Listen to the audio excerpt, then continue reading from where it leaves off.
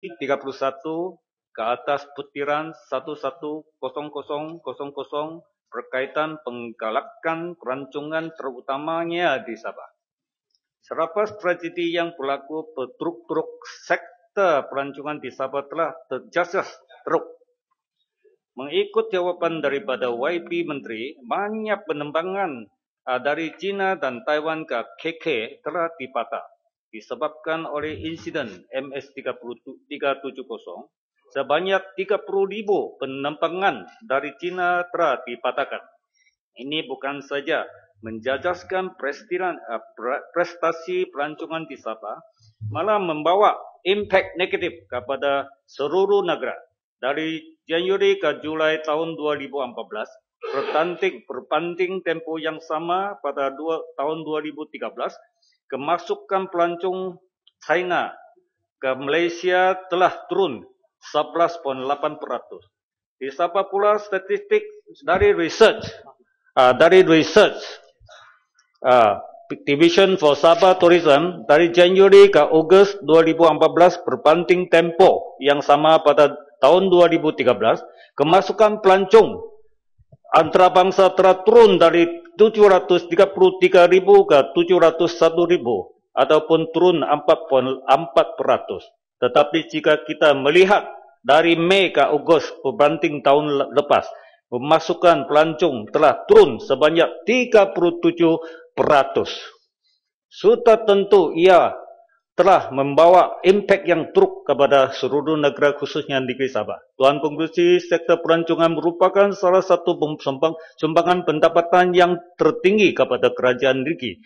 Kebanyakan industri dan perdagangan di Sabah juga berkaitan dengan pelancongan. Oleh itu, kurangnya kemasukan pelancong tentu menjajaskan pendapatan negeri dan negara.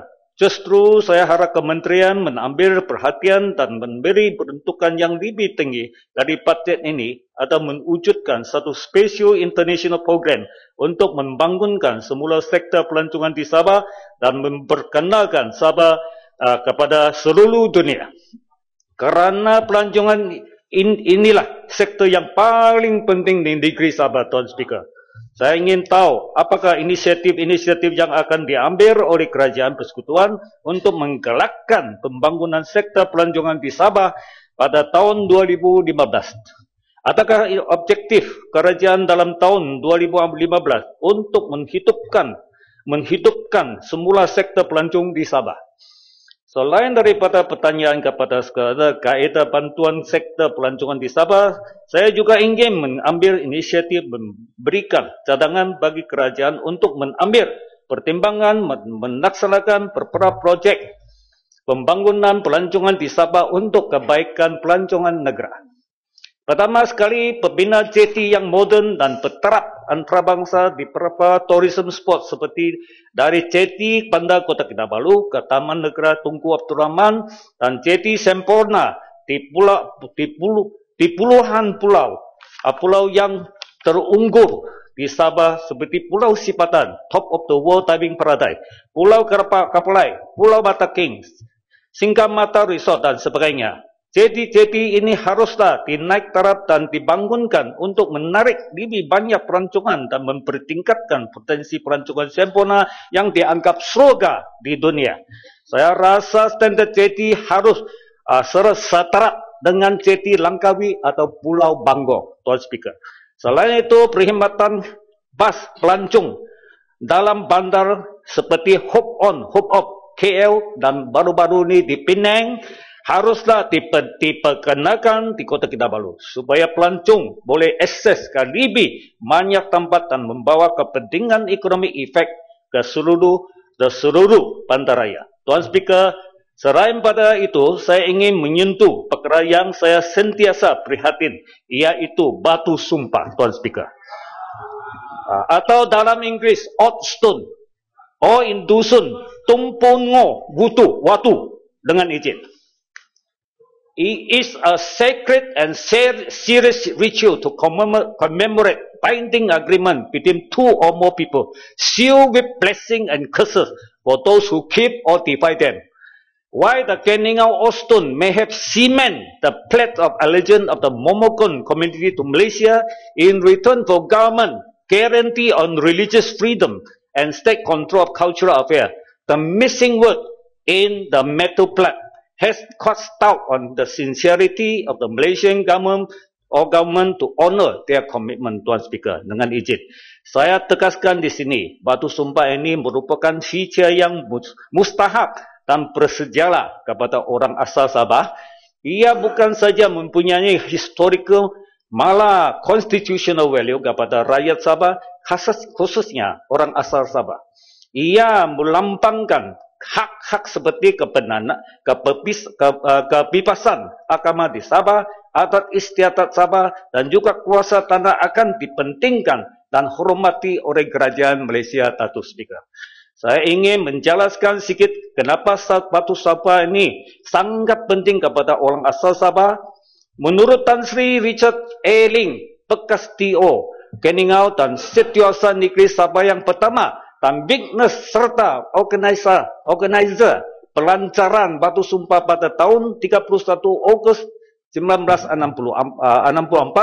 dalam buku beliau by Sabah, beliau telah menyatakan pada masa pelancaran batu sumpah, seremoni itu telah disaksikan oleh Wakil Perdana Menteri dan bekas Labour Minister Tan Sri W. Manika Wasagam, dan seluruh kabinet kerajaan Sabah terus menghadir ke seremoni tersebut. Ia juga pernah dilawati oleh Yang di-Pertuan Agong Raja Paris. Datuk Speaker, walaupun YB Menteri dalam Jabatan Perdana Menteri telah mengatakan bahawa sumpah janji dan sumpah kepada orang asal Sabah telah dimasukkan dalam perjanjian Malaysia serta pemelambanggaan, tapi itu tidak dapat diterima oleh dan dipercayai oleh orang asal Sabah.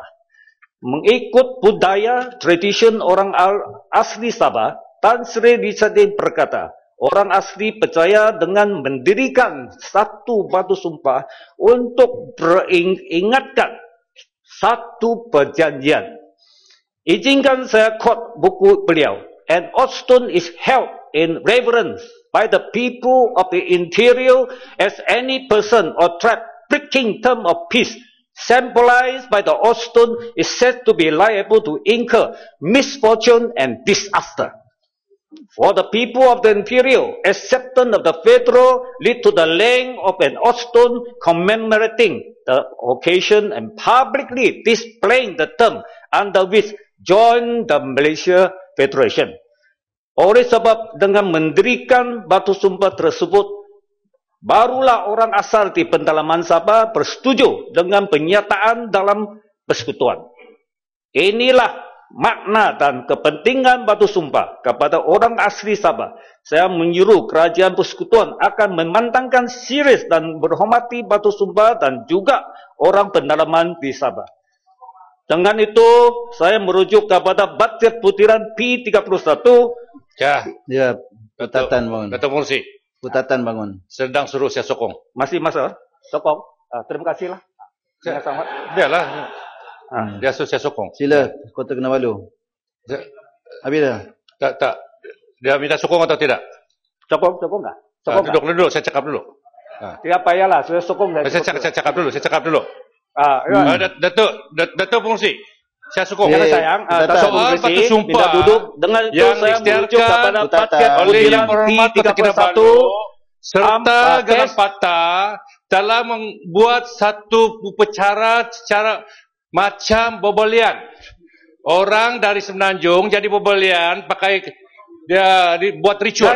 Tan Sri Speaker, bagi pihak orang-orang asal Sabah ini laluan dengan logo roket di atas batu itu. Jadi maksudnya 4130 ini tidak diberi seberang dan penarikan kepada pelancong kerana ini sudah corrupted di AP yang mana batu sumpah ini bukan lagi dilihat sebagai satu heritage kepada orang-orang negeri Sabah. Batu sumpah Diletaknya bendera DAP Putatan. Cukuplah Petatan. Boleh ini boleh Kota Kinabalu. Ya, cukup Okey, saya jemput Yang Mohd Menteri menjawab. Ya, Kota Kinabalu cukup. Yang lain-lain Yang Mohd Menteri akan bagi celahan.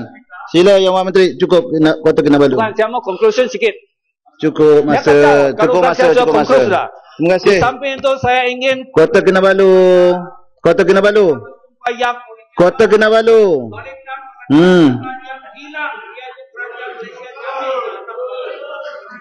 Kota Kinabalu.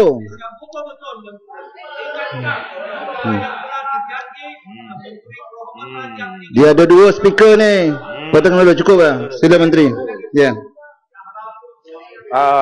cadangan saya boleh dapat pencapaian dan dapat dia hormati. Sekian, terima kasih. Untuk mengucapkan banyak-banyak terima kasih